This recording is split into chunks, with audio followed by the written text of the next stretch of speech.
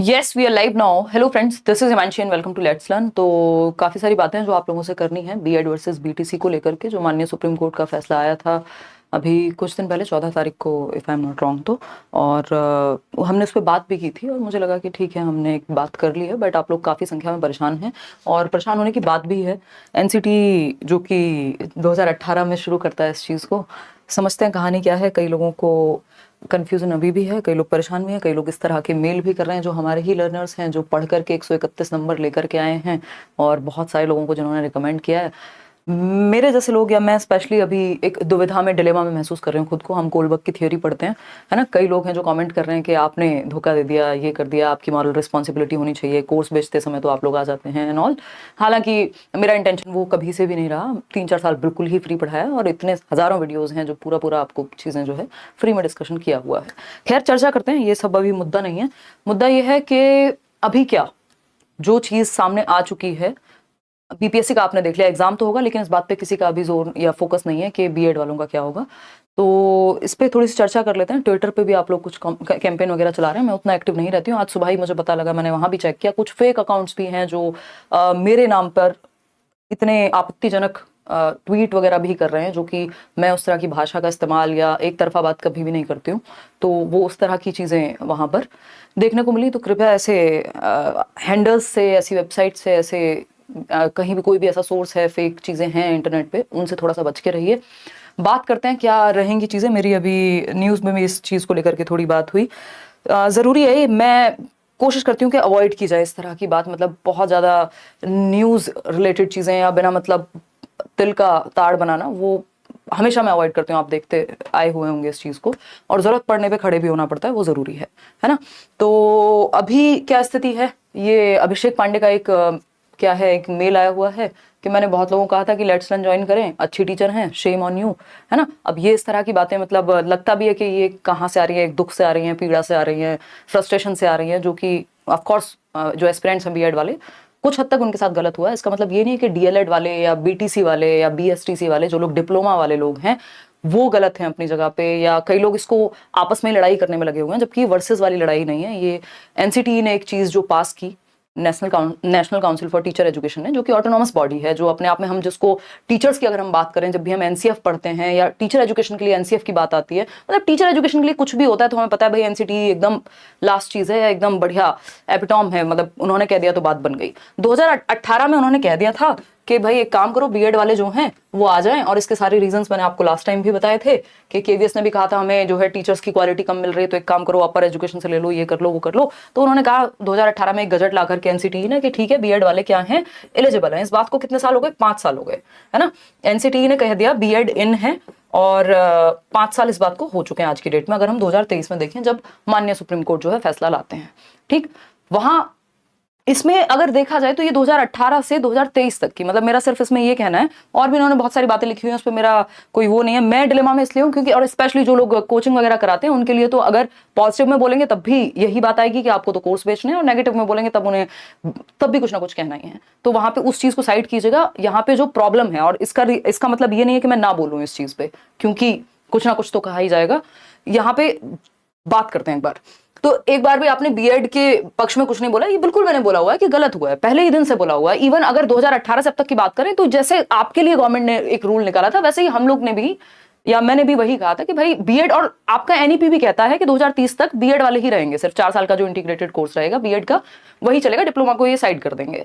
तो उस केस में, और सारी चीजें देखते हुए, और गजट में जब एनसीटी ने बोल दिया था, तो सभी, जब गवर्नमेंट ने आपके लिए जो लॉ निकाला है वही हम पे लागू होता है, हम भी उसी तरह से तैयारी करेंगे जब फॉर्म आपके भरे जा रहे हैं। तो ठीक, तो इसमें ना, मतलब आप और हम लोग जो टीचर्स हैं वो कुछ अलग अलग नहीं है। आप ही के हित में या आप ही के साथ खड़े होने वाली बात है, और आज से नहीं, पहले से खड़े रहे। ठीक, तो उन्होंने कहा कि ठीक है, हमने तो भारत सरकार का राजपत्र देख के, और आपका इतना बड़ा चैनल है, एक बार तो पोस्ट कर सकती थी, बात वो है ही नहीं, ठीक है ना। और ये सारी बातें उन्होंने कुछ कुछ बोल दी। इसके अलावा फिर उनका नेक्स्ट मेल भी आया जब उनका गुस्सा शांत हुआ होगा, और ऐसे कई सारे मेल और मैसेजेस हैं इस समय पे कि dear ma'am, I am a student of super TET batch, इतना इतना करियर पे, और वी नीड योर हेल्प। इन्होंने ये भी बताया कि सीटेट पेपर 1, अब देखो सीटेट पेपर 1 ये लोग पास भी कर रहे थे, इतने टाइम से पेपर 1 भी दे रहे थे, 131 मार्क्स ही लेकर के आए, जो कि एक अपने आप में अच्छा स्कोर है, और हम चाहते हैं कि आपसे सहायता प्राप्त हो। बातें सारी सही है, कुछ गलत तो नहीं कह रहे हैं जो लर्नर्स हैं। तो यहाँ पे मेन मुद्दा ये है कि अभी जो 2018 से है ना, मैं डिप्लोमा के अगेंस्ट बिल्कुल भी नहीं हूं। इवन डिप्लोमा वाले लोगों के पास टीजीटी पीजीटी में जाने का ऑप्शन नहीं है, जबकि बीएड के पास वो ऑप्शन ओपन रहता है। लेकिन यहाँ पे आप लोगों के एंड पे कुछ नहीं है। ये B Ed aspirant versus diploma aspirant की लड़ाई नहीं हो रही है। जो सरकार ने कहा, या सरकार भी छोड़ दीजिए, आप एनसीटीई ने कहा, अगर मैं कहूं कि भाई आप बीएड वाले प्राइमरी लेवल पे एलिजिबल हैं, उस बात को हमने माना, उस बात को आपने माना और तैयारी की अपनी। पेपर आते गए, आपने फॉर्म भरा, पेपर भी दिया, कुछ रिजल्ट रुका हुआ है अभी केवीएस का, कई जगह पे ज्वाइनिंग भी हुई, सीटेट का पेपर आप इतने टाइम से देते आ रहे हैं। तो इसमें गलती देखी जाए तो एस्पिरेंट्स की कहीं है ही नहीं, ना टीचर्स की है जो लोग पढ़ा रहे हैं, है ना। सब अपना अपना काम कर रहे थे। लेकिन अचानक से अब 2023 में ये बात 5 साल तक, मतलब ये खिंचने वाली जो बात है, इतना जो ये डिले हुई है चीजें, उस चक्कर में जिन लोगों ने बीएड किया, मैं अभी गाँव गई थी 2-4 दिन पहले, मैंने खुद इतने सारे लोगों से मैं मिली हूँ। कितनी फीमेल्स हैं जो आपका, अगर हम बात करें बीएड की या टीचिंग एजुकेशन की, तो आप लोग 41 लाख लोग जुड़े हुए हैं। लार्जेस्ट चैनल है टीचिंग एग्जाम्स का, अगर हम बात करें तो आप लोगों का वो सपोर्ट रहा है। उसमें 65% के अराउंड फीमेल्स हैं, और इनमें से इतने सारी फीमेल्स हैं जिनकी फैमिली रिस्पॉन्सिबिलिटीज हैं, जिनके बच्चे हैं, और उसके बावजूद वो सीटेट की तैयारी करते हैं। फिर सीटेट का पेपर क्लियर किया, फिर उसके बाद बीएड की बात हुई तो वो भी की इस दौरान कि ठीक है प्राइमरी में भी जा सकते हैं, वो सारी चीजें हुई। तो बेसिकली बात ये 2018 से जब होप मिली और अब वो 2023 में जाके किल होगी, या तो वो तभी उस बात को जल्दी ही रिजॉल्व कर दिया जाता तो कोई दिक्कत नहीं होती। लेकिन जो भी लर्नर्स हैं जिनका इन 5 सालों में समय, पैसा, उम्मीद, बहुत सारी चीजें नष्ट हुई हैं, उनके लिए मुझे लगता है कि यहाँ पे गवर्नमेंट हो या जो भी बॉडीज इसमें इन्वॉल्व हैं, उन सबको थोड़ा सा सोचना चाहिए कि क्या किया जा सकता है, स्पेशली इन लोगों के लिए। आगे क्या करना है वो बिल्कुल जो माननीय सुप्रीम कोर्ट है उनसे ऊपर कुछ है भी नहीं, और उस बात के अगेंस्ट कुछ भी कहा भी नहीं जा रहा। बट बात यह है कि जो लोग 5 साल से लगे हुए थे इस चीज में, उनके साथ यहाँ पे एक बात, मतलब उनके लिए कुछ ना कुछ सोचना चाहिए, चाहे वो कोई भी तरीका हो जिसके थ्रू एटलीस्ट जिन लोगों ने पिछले इतने समय में, आगे से नियम लागू हो जाए या जैसे भी हो, लेकिन इन लोगों के साथ गलत ना हो जो 2018 से 23 तक, या जो लोग केंद्रीय विद्यालय के रिजल्ट का भी इंतजार कर रहे हैं, और या फिर सीटेट पेपर 1 भी उन्होंने पास किया इसी उम्मीद में, तो वो थोड़ा सा सही नहीं लगता। जस्ट क्योंकि एक स्टार मार्क करके हमें बता दिया गया था कि हाँ देखो ये तो सुप्रीम कोर्ट के अधीन है ही बात, लेकिन गजट को या एनसीटी को तो हम, एक बड़ी बॉडी है ना, ऐसा नहीं है किसी ने भी कोई न्यूज आर्टिकल छाप दिया और मान लिया, वो प्रॉपर आई थी एक चीज। तो उस बात का दुख है, और इस चीज का अगर मेरे थ्रू ये बात पहुंच पाती है गवर्नमेंट तक या जहां तक भी, तो इस चीज को देखा जाना चाहिए कि जो बीएड वाले लोग हैं वो एनसीटी ने भी कहा कि ब्रिज कोर्स करा देंगे, और सीटेट पेपर 1 भी क्लियर कर रहे हैं। तो अगर देखा जाए तो इनको एलिजिबल बनाया जा सकता है उस तरह से कि वो उनका जो साइकोलॉजिकली प्रिपरेशन है वो हो जाए ब्रिज कोर्स के थ्रू, और जो पेपर सीटेट पेपर 1 पास किया इसका मतलब वो थोड़ा सा प्रिपेयर्ड है कुछ हद तक। तो इन सब चीजों का ध्यान रखा जाना चाहिए। जो लोग 2018 से अब तक इस प्रक्रिया में हैं, एटलीस्ट उनको किसी भी रूप में शामिल अगर हम कर पाए तो मुझे लगता है बहुत ही बेहतर हो जाएगा।